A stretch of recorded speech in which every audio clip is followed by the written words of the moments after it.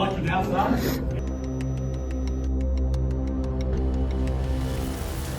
I just heard the first shot go off, and everybody just looked to the door, and I didn't think much of it. I thought it was just like a loud bang.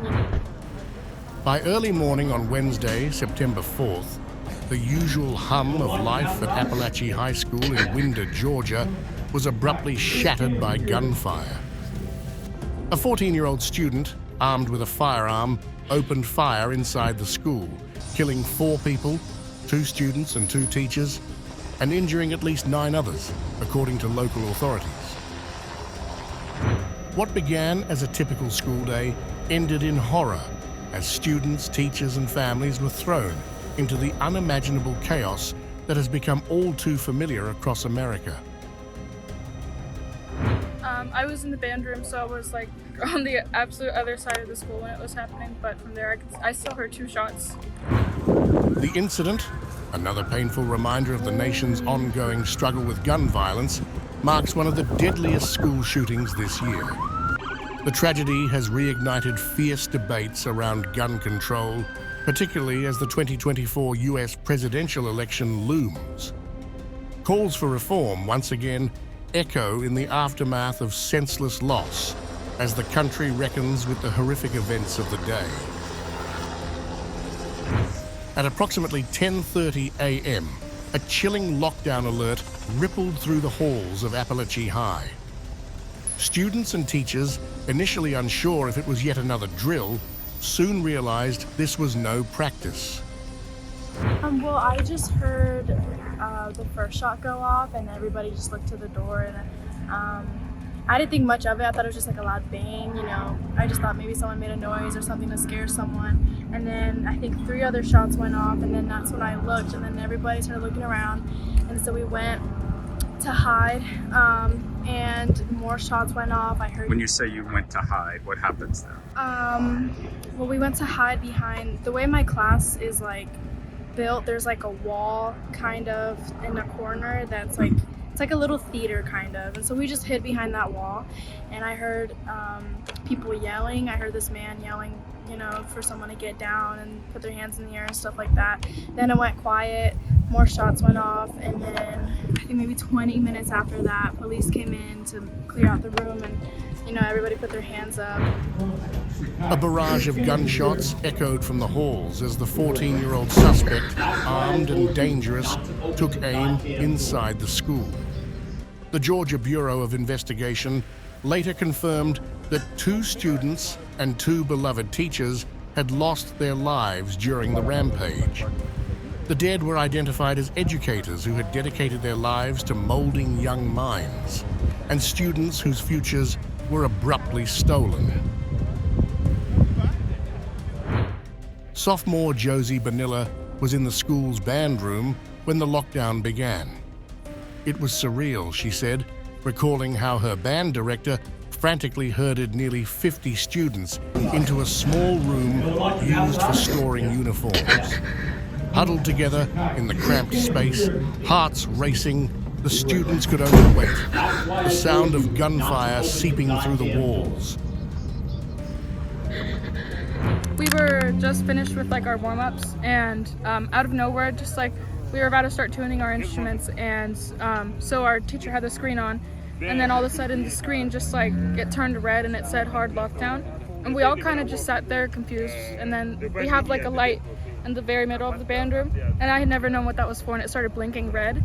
So our teacher, Mr. Muldrow, he just kind of like, he was like, get in the uniform room, and that was like the room farthest, you know, from the doors. Parents like Erin Clark rushed to the scene as news of the active shooter spread. Clark received a heart-wrenching text from her son, Ethan, a senior at the school. "There's an active shooter," it read. As the two exchanged hurried, "I love you" messages, Clark raced from her job, desperate to ensure her child's safety. After what felt like an eternity, she found Ethan sitting on the bleachers of the school's football stadium, where students had been evacuated for shelter. She hugged him tightly, relief mingled with heartbreak for the families whose children would not be coming home. Within minutes of the first shots, 2 school resource officers encountered the shooter. The 14-year-old, a fellow student, surrendered immediately, authorities said. He was taken into custody and is now being charged as an adult with multiple counts of murder.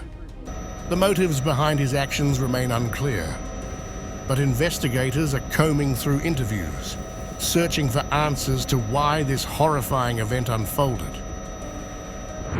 First and foremost, I want to lift up our community. I want to give our sympathies to our community, our school system, our kids, our parents that had to witness this today. Obviously, what you see behind us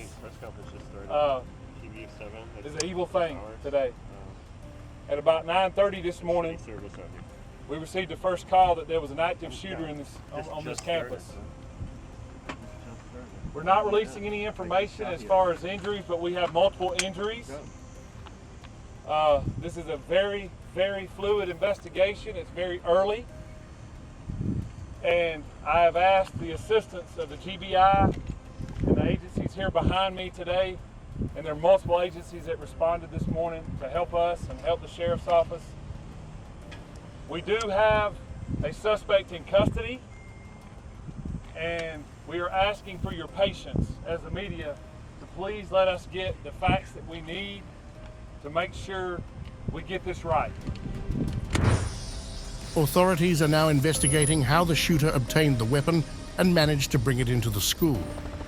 The tragedy has reignited calls for stricter gun control, an issue that has long haunted political campaigns and national discourse, particularly with each mass shooting. The stark reality of gun violence in the US is impossible to ignore.